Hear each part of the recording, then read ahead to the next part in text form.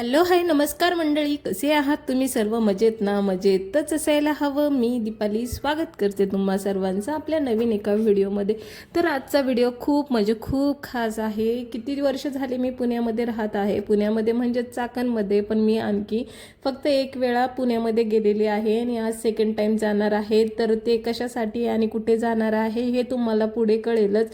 तर अचानक ठरलेला प्लॅन आहे हा. नवीन वर्षाला कुठेच गेलो नव्हतो, तर बोलले चल कुठेतरी जाऊया. माझा मूड नव्हता, नको बोलले अगोदर, मग नंतर म्हणला हा चला जाऊया. मग त्यासाठी सकाळीच उठले, लवकर सगळी घरातली कामं करून घेतली. कामं म्हणजे कोणती? आंघोळ, कपडे आणि स्वयंपाक तर काय करू नको बोलले होते ते, पण म्हणलं आता जाणार, किती वेळ लागणार, तोपर्यंत नाश्ता वगैरे तर करून घेऊया. म्हणलं कियान पण माझं खाईल त्यासाठी. मग कमी तिखट असे पोहे बनवलेले, म्हणलं तोही खाईल त्यासाठी. आणि माझे पोहे आहोंना खूप आवडतात बरं का, तुम्हाला त्यांच्या रिॲक्शनवरून कळेलच. तसं त्यांना माझ्या हातचा प्रत्येक पदार्थ खूप आवडतो. म्हणतात ते चव चांगली असते तुझ्या हाताने बनवलेली गोष्टींची. मग आम्ही तिघांनी पण नाश्ता केला आणि त्यानंतर मग निघालो ॲटो करून. म्हणजे शेअरिंग ॲटो केलेली आम्ही, काय असं ओला वगैरे बुक केलेला नव्हता. मग शेअरिंग ॲटोने गेलो आणि त्यानंतर मग कात्रजला जायचं होतं. आता कात्रजला चाललो म्हणल्यावर तुम्हाला समजलंच असेल कुठे चाललो आहे. तर बस केली PMT आणि कात्रजला पोहोचलो. तिथे पोहोचलं राजीव गांधी प्राणी संग्रहालयामध्ये. तर तिथे यासाठी जायचं होतं की यांना प्राणी खूप आवडतात आणि आता त्याला थोडंफार समजतंही. म्हणजे ॲनिमल्सचे सगळे नावं तर तो सांगतो, फोटोजमधनं त्याला दाखवलेले आहे. तर खूप एक्साइटेड असतो तो ते प्राण्यांना बघण्यासाठी. म्हणलं चला आज जाऊन त्याला दाखवूया. तर खूप गर्दी होती, कारण सुट्टी असलेल्या दिवशी प्रचंड गर्दी असते प्रत्येक ठिकाणी. तर इथे तर खूप जास्त गर्दी होती. असं वाटलं होतं की अख्खं पुन्हा इथेच येऊन बसलंय की काय. मग ऑनलाईन तिकीट काढून घेतलं आम्ही, कारण ऑफलाईन खूप लाईन लागलेली होती. मग कधी नंबर लागायचा म्हणलं. मग 40 रुपये पर पर्सन असं तिकीट घेतलेलं. मग एंट्रीलाच हे मस्त असं झूचं स्टॅच्यू केलेलं आहे आणि राईट साईडला हा मॅप लावलेला आहे. गेल्यावरती ह्याचा फोटो काढून घेणं मस्ट आहे. यावरूनच आपल्याला समजणार की कुठल्या ठिकाणी कुठला प्राणी आहे आणि आपल्याला इझी जाणार. त्यासाठी तुमच्यासाठी पण मी हा व्हिडिओ काढून घेतलेला आहे. म्हणलं आज तुम्हाला राजीव गांधी प्राणी संग्रहालयाबद्दल पूर्ण माहिती सांगूया. हा परिसर 7 एकरमध्ये पसरलेला आहे. पेशवा कालापासून हा प्राणी संग्रहालय आहे. तर खूप सगळे प्राणी तर नाही आहे इथे, ऐकलं होतं खूप आहेत म्हणून, पण आपले सगळ्यात अगोदर गेलो आणि तिथे भेटले आपले पूर्वज. आपले पूर्वज म्हणजे कोण तुम्हाला तर सगळ्यांना समजलंच असेल. तर इथे होते माकड, वेगवेगळ्या प्रकारची माकडं होती. तिथे 2 होती आणि ह्या पुलावरती बसलेली 2 होती. मस्त त्यांची घट्ट मिठी मारून बसलेले होते ते. नंतर म्हणलं चला आता इकडे बघूया.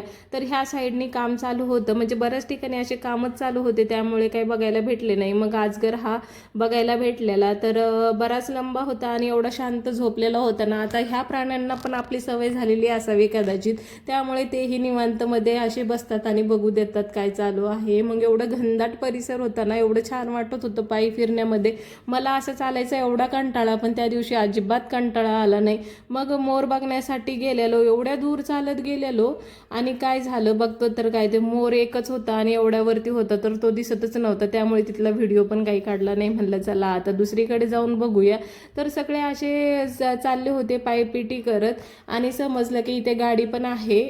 तर गाडी पण मला हे समजलं नाही, आता फिरायला येत आहेत म्हणल्यावरती गाडी करून का फिरायचं. तर त्याचा टायमिंग पण आहे, तुम्हाला सांगते. इथे स्क्रीनवरती दिसतच असेल तुम्हाला, 10 ते 12:30 आणि 1 ते 4:30 2 ते 4:30 असा टायमिंग आहे.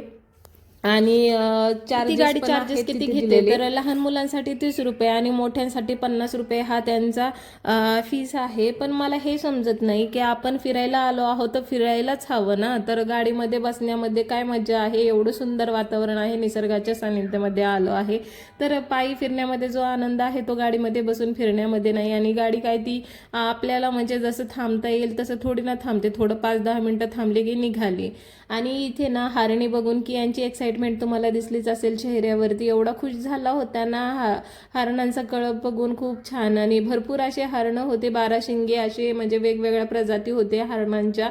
मस्त असं मनसोक्त त्याही फिरत होत्या. त्यांना काही नाही, त्यांचा ग्रुप खूप मोठा असल्यामुळे त्या मजे करत होत्या. जसं मैत्रिणींचा घोळका असल्यावरती सगळं विसरून जातात तसं त्या हरणी पण. आणि नंतर प्राणी संग्रहालय बघायला जायचं म्हणल्यावर खूप एक्साइटेड होते, पण तिथं गेल्यावर माझी थोडी निराशाच झाली. कारण ना असं ऐकलं होतं भरपूर तिथे प्राणी आहेत, वेगवेगळे प्राणी आहे, पण तिथे गेल्यावरती ना खूप मोजके प्राणी होते, बोटावर मोजणे इतकेच होते आणि त्यामुळे खूपच निराशा झालेली.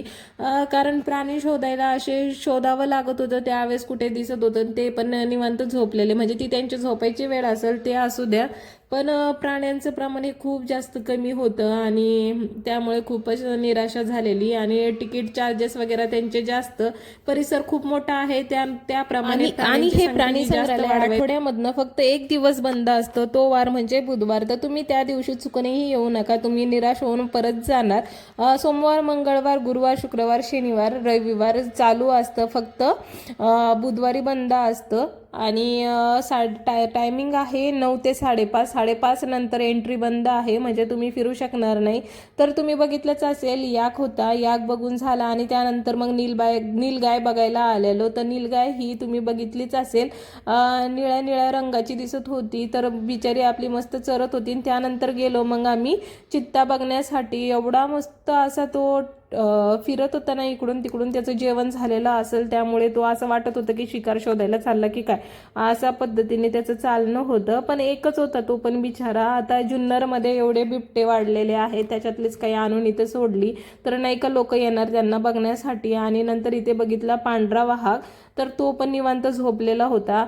एकच होता तो पण. आणि ह्या वाघाची तब्येत बघून तर त्याच्यावर खूपच दया आली, बिचारा वाळून गेलेला होता. वाघ म्हणून तर काय वाटतच नव्हता, एवढा बारीक झालेला. म्हणलं प्राण्यांची काळजी घेताय की नाही काय माहिती, एवढे पैसे तर सगळ्याकडनं घेताय. आता तुम्ही गर्दी तर बघितलीच असेल किती गर्दी आहे, पण एवढी काही सोय मला त्या प्राण्यांची काय वाटत नव्हती. आणि सगळ्यांची तो वाहक बघण्यासाठी तरमळ चाललेली बघा, इकडून पळताय तिकडून बघताय, पळताय. आहोनी तर कियांना डोक्यावरतीच उचलून घेतलेलं होतं त्याच्या मागे मागे पळण्यासाठी. पण एवढा काही दिसला नाही. शेवटी तो दिसला, आम्ही 3 ते 4 वेळा चक्रा मारल्या तो वाहक बघण्यासाठी, शेवटी तेव्हा कुठे दिसलेला. आणि त्यानंतर मग गेलो बियर बघण्यासाठी, म्हणजे अस्वल बघण्यासाठी. तोही मस्त आपला टुनूटून चालत आलेला आणि पाणी पित बसलेला. त्यांना पाणी पिण्यासाठी इथे असं आळं केलेलं आणि त्यानंतर मग ते त्यांना झोपण्यासाठी जागा केलेली. आणि प्राणी संग्रहालयाच्या परिसरामध्येच हा मैल पाणी शुद्धीकरण प्रकल्प आखण्यात आलेला आहे. 20 लाख लिटर क्षमतेचा हा प्रकल्प आहे, जिथे ते सांडपाणी आहे ना त्यालाच शुद्ध करून रियूज करण्यामध्ये येतं. आणि त्यानंतर मग ही इलेक्ट्रिक गाडी बघितली असेल ना, ह्याच गाडीमध्ये सगळीकडे फिरवलं जातं. आणि त्यानंतर मग आम्ही आलेलो मांजरी बघण्यासाठी. ते रान मांजर वेगवेगळ्या, जरी ह्या गार्डन मध्ये यायचं असेल ना तर घरातनं निघताना थोडंसं लवकरच निघा, म्हणजे पूर्ण बघण्यात येईल. कारण टायमिंग हा 5:30 पर्यंतच आहे, त्यानंतर तुम्हाला प्राणी बघता येणार नाही. आणि दुपारच्या वेळी प्राणी हे झोपलेले असतात, त्यामुळे तुम्हाला व्यवस्थित बघता येणार नाही. बाहेर आलो, बाहेर हा हॉर्स होता, म्हणजे घोडा. तर हॉर्स रायडिंग पण होती तिथे, त्यामुळे कियांना तर खूप आवडत होतं घोड्यावरती बसायला. पण म्हणलं इथे सगळ्या गाड्याच फिरते आणि तो कुठे बसणार. मग त्यानंतर त्याला हे गाड्यांमध्ये बसवलं, तर एवढा एन्जॉय करत होता ना, उतरायचं काही नावच घेत नव्हतं. त्याला एखादी गोष्ट आवडली ना तो त्याच्यातच बसून राहायचं म्हणतो आणि उतरतच नव्हता. बाकीची मुलं अशी छोटी त्यानंतर निघालो आम्ही परतीच्या प्रवासासाठी. त्यासाठी आम्ही गेलो PMT बस स्टँडवरती. बराच वेळ वाट बघितली, त्यानंतर गाडी आली आणि गाडीमध्ये अजिबात जागा नव्हती पाय ठेवण्यासाठी उभा, तर मला राहताच नव्हतं येत. मग बिचाऱ्या एका मुलीने मला जागा दिली आणि मग मी बसले. तर मंडळी, कसा वाटला आजचा व्हिडिओ नक्की सांगा. व्हिडिओ आवडला असेल तर लाईक करा, शेअर करा आणि आपल्या चॅनलला सबस्क्राईब करायला मात्र विसरू नका.